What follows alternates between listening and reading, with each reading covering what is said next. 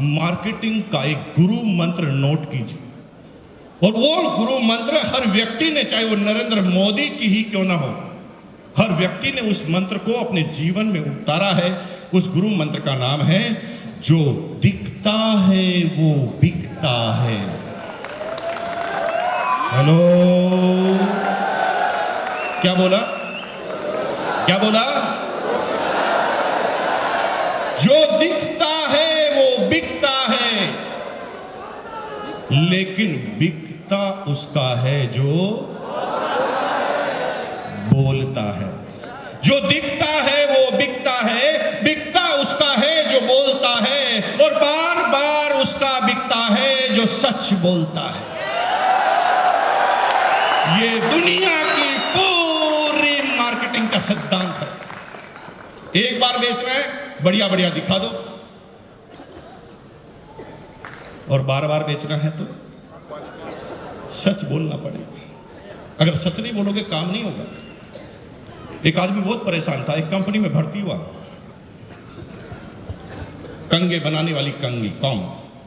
उसे 20 कंगी का टारगेट दिया गया कि एक 10 रुपए की कंगी है, 20 बेचोगे तो आपकी इतनी सैलरी हो। बेचारा पूरे दिन भर कंगी बेचता था। अब कंगी की जरूरत किसी को थी नहीं, सबके घर पर अपनी जेब में कंगी थी। टारगेट पूरा नहीं हो रहा था, तो टारगेट पूरा नहीं हुआ तो उसने एक युक्ति सोची, और वो एक टकले आदमी के पास पहुंच गया जिसके पास बाल थे ही। उस टकले आदमी के सामने जाकर बोला, भाई साहब कंगी ले लो। टकले आदमी को इतना गुस्सा आया, उससे साला कि इसका सिर फोड़ दूं मैं। वो कह, साला मुझे चिढ़ा रहा है, मेरे पास बाल ही नहीं है और तू कह रहा कंगी ले लो। वो कह, सर मैं इसीलिए तो आया हूं, थोड़ा सोचो ना कि आप टकले हैं, फिर मैं क्यों आया, यही तो समझाना चाहता हूं। सर हमारी कंगी है इतनी जबरदस्त कि आप 3 महीने तक रोज सोने से पहले इसको 5 बार रगड़ो, और रोज सोने के बाद में 5 बार रगड़ो, उठने के बाद 5 मिनट। अब बेचारा 5 बार 5 रगड़। अब ये डिसीजन कैसे होते हैं? 90% लोग इमोशन की मार्केटिंग करते हैं। अब जब आप सुबह सुबह या रात को 2 बजे भी टीवी चैनल खोलोगे ना, तो कोई ना कोई मार्केटिंग कंपनी आपको नजर आएगी, और उसके अंदर आपको ये बताया जाएगा कि हमारे प्रोडक्ट से क्या हुआ। इमोशनल क्या होता है? बेचारा टकला एक दिन में थोड़ी हुआ है? उसने बाल को रोकने की कोई प्रयास नहीं किए होंगे, आपको लगता है? 50, 100, 200 बेचारा प्रयास कर चुका है। कभी कोई कहता है इसके ऊपर गाय का गोबर लगा लो, बेचारा उसने गोबर भी लगाया। कोई कहता है इसके गोमूत्र लगा लो, उसने गोमूत्र भी लगाया। किसी ने कहा ताजा लगा लो, सुबह 4 बजे ही गाय के पीछे जाके खड़ा हो गया, ताजा लगा। इतने प्रयास करने के बाद उसके बाल गए हैं, लेकिन फिर भी वो आपकी बात क्यों मान लेता है? वो कहता साला इतने तो नुकसान कर लिए, इतने डॉक्टर के पास गए, तो ये तो ऐसी युक्ति बता रहा है जिसमें ज्यादा पैसा नहीं लगने वाला, केवल 20 रुपए की कंगी। वो मन ही मन सोचता है, नहीं आए तो अभी कौन से हैं, और आ गए तो। अब वो इमोशन से कहता चल कंगी दे। कंगी तो बिक जाती है मेरे भाई, एक बार आपने गड़बड़ बोल दी बिक जाएगी कंगी, लेकिन ऐसी कंगी बेचने वाला आदमी कभी जिंदगी में दोबारा उस टकले की गली में जा पाएगा? और गया तो उसको गंजा करके भेजा जाएगा। जो दिखता है वो बिकता है, बिकता उसका है जो बोलता है, और बार बार उसका बिकता है जो सच बोलता है।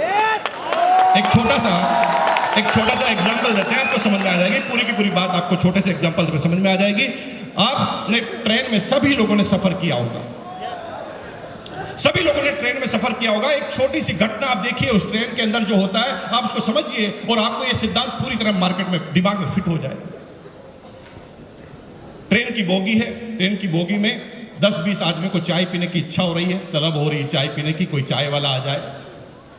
तभी एक मायूस सा चाय वाला चाय की केटली अपने हाथ में लेकर उस बोगी के बाहर से गुजरता, बोलता कुछ नहीं, बोगी के बाहर से सिर्फ गुजरता।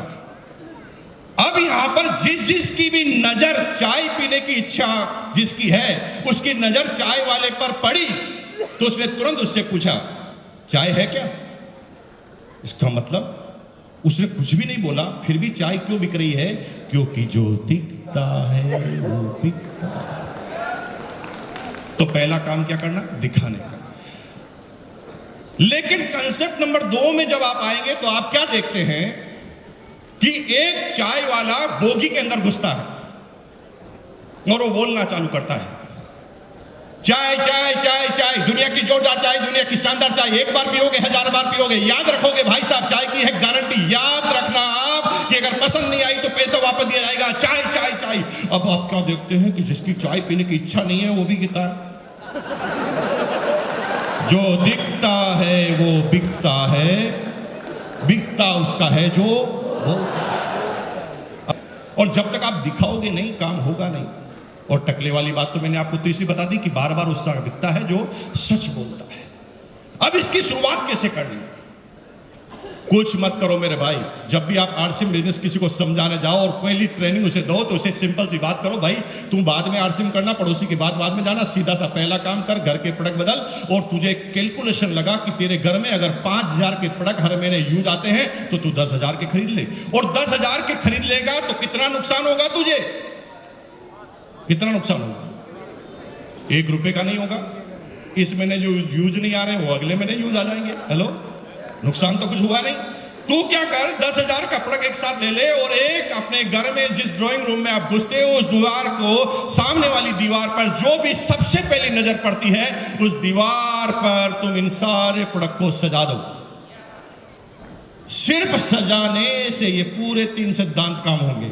जो दिखता है वो बिकता है, बिकता उसका है जो बोलता है, और बार बार उसका बिकता है जो सच बोलता है। अब क्या होगा? 4 फायदे में बैक टू बैक बता रहा हूं आपको। फायदा नंबर 1 यह हुआ, आप अपनी डाउनलाइन, आप सभी लोग लीडर हैं। Are you leader? Are you leader? आप सब लोग लीडर हैं तो आपकी टीम है, और आपकी टीम में एक प्रॉब्लम आती है जो मैं आपको बता दूं, जो मेरे घर में आती थी पिछले 2 साल पहले, वो मैं आपको बता दूं। रात को अचानक बीवी बोलती है, 11 बजे मान लेते हैं, रात को 11 बजे अचानक बीवी बोलती है सब्जी नहीं बन सकती, हल्दी खत्म। क्या करोगे? 11 बजे कहां से लाओगे?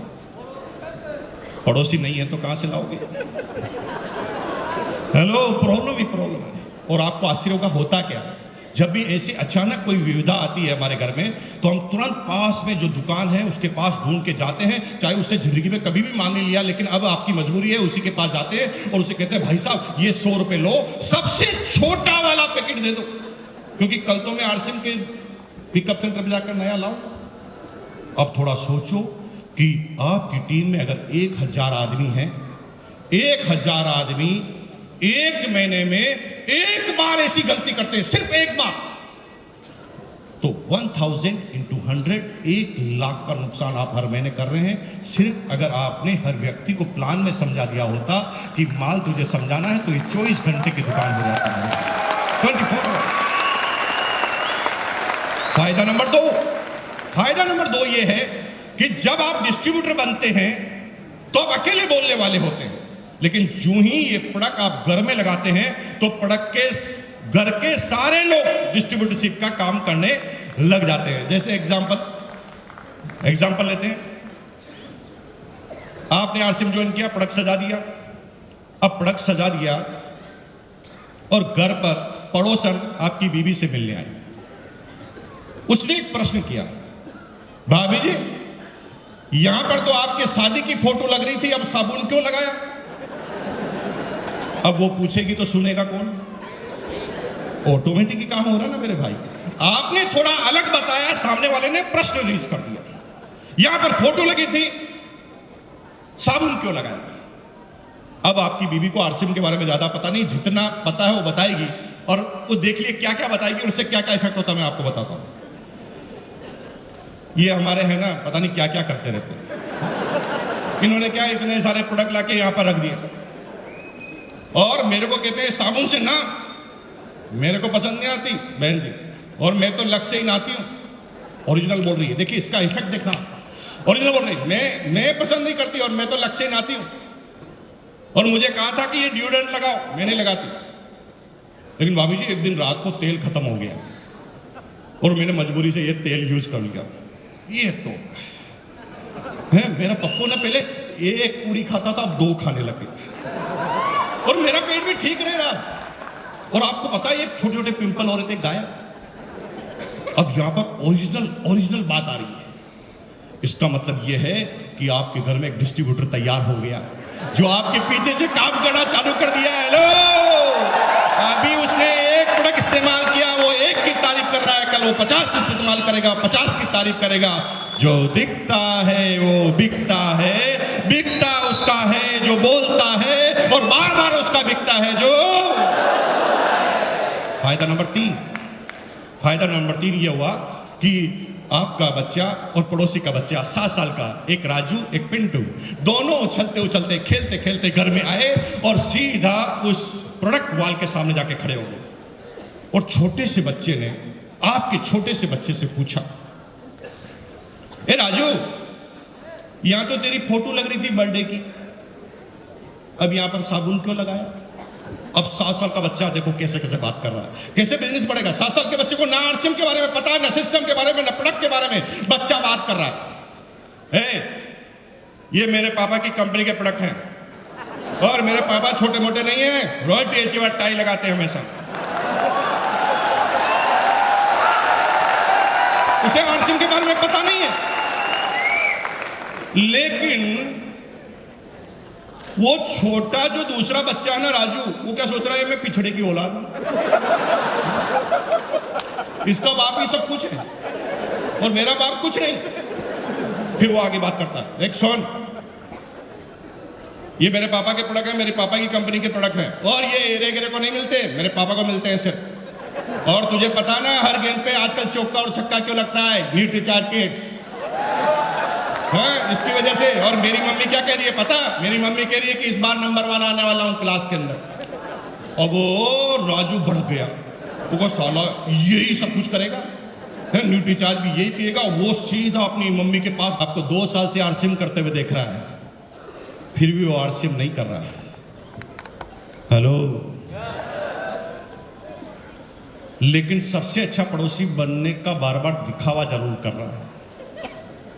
रोज आपके घर पे आएगा, रोज प्रोडक्ट के सामने आएगा, रोज प्रोडक्ट को उठाकर देखेगा, उसके कंटेंट पड़ेगा, रेट पड़ेगा, लेकिन रख देगा, लेगा नहीं।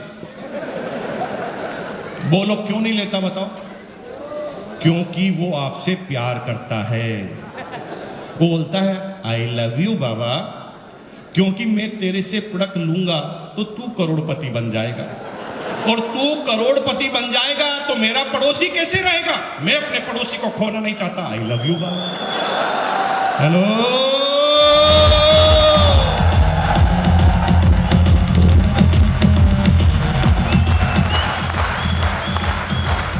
वो आपसे प्रोडक्ट नहीं लेता क्योंकि वो मन ही मन सोच रहा है कि मैं इसको पहले चेक कर लेता हूं, ये कुछ कर पाता है कि नहीं कर पाता। कोई बात नहीं, करने दीजिए चेक। आपका सिर्फ एक काम है, प्रोडक्ट रख दिया ना, अब उसको सिर्फ ये पता है कि प्रोडक्ट रहते हैं, वो करता नहीं, लेता नहीं। लेकिन एक दिन ऐसा समय आएगा कि कायनात में ऑटोमेटिक फंस जाएगा। कैसे? शर्मा जी उनका नाम है। रात को 11 बजे 5 मेहमान आ गए शर्मा जी के घर, जो आरसीएम नहीं कर रहे। मेहमान ने कहा भाभी जी चाय तो पी के जाएंगे। भाभी जी किचन में गई, चाय का ढक्कन खोला, चाय खत्म। अड़ोस पड़ोस में कोई है नहीं, पिकअप सेंटर बंद हो गए, सॉरी दुकानें सारी बंद हो गई है। उसने शर्मा जी को धीरे से अंदर बुलाया, शर्मा जी सुनो। शर्मा जी किचन में गए, चाय की पत्ती खत्म हो गई, क्या करेंगे? भागो, पीछे के गेट से भागो, कैसे मिलेगा? अब शर्मा जी बाहर आकर सोच रहे हैं कहां जाऊं, 11 बजे कहां से चाय की पत्ती लाऊं? तभी याद आता वर्मा जी, जो दिखता है वो बिकता है।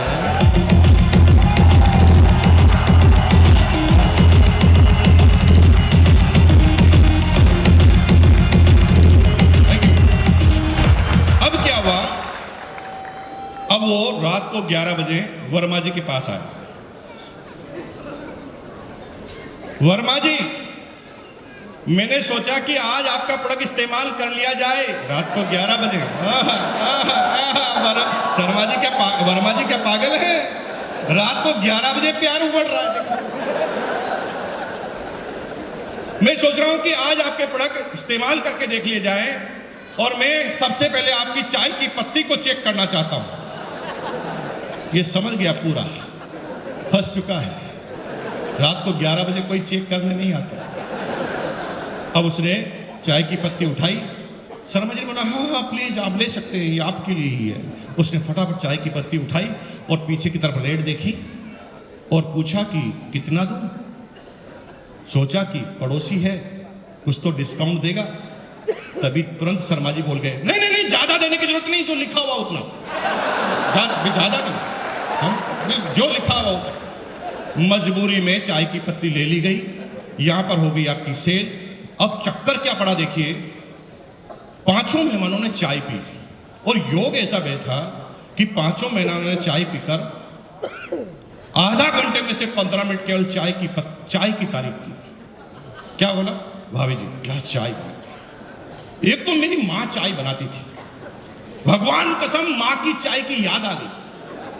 अब मेहमान को थोड़ी पता है आरसीएम की, भाभी जी को भी पता नहीं है आरसीएम की। अब वो चाय की तारीफ कर रहा है। और भाभी जी क्या गजब की चाय बनाते हो, आपके हाथ में जादू है। भाभी जी परेशान, जादू कैसे हो गया? हाथ हो के वो ये चाय वैसे कैसे बनाते हो, उसने क्या गजब हो गया? तभी अचानक क्लिक हुआ, और यार वो आज चाय की पत्ती का पैकेट का कलर चेंज था। वो तुरंत किचन में दौड़ी और किचन में देखा, ये तो लाल कलर का पैकेट है, जो हमेशा आता वैसा नहीं है। उसे पता चल गया कि मेरे भाई ये जादू हाथ का नहीं है, चाय की पत्ती का है। अब रात को 11:30 बजे एक फरमान जारी हो रहा है घर में। देखिए कैसे फरमान जारी हो रहा है। भाभी जी को पता नहीं है आरसीएम क्या है, वो सिर्फ ऐसे, क्योंकि उसे पता लग गया कि चाय की वजह से हुआ। उसने रात को 11 बजे वर्मा जी को बोला, वर्मा जी सुनो, जिंदगी में पहली बार ढंग का काम किया, और सुनो, आज के बाद मेरे घर में कोई दूसरी चाय की पत्ती आनी नहीं चाहिए, फेंक दूंगी नहीं तो बाहर। फंस गया। अब मजबूरी है, आरसीएम नहीं करे तो भी मजबूरी है मेरे भाई। तो मेरे साथ एक बार बोलेंगे, जो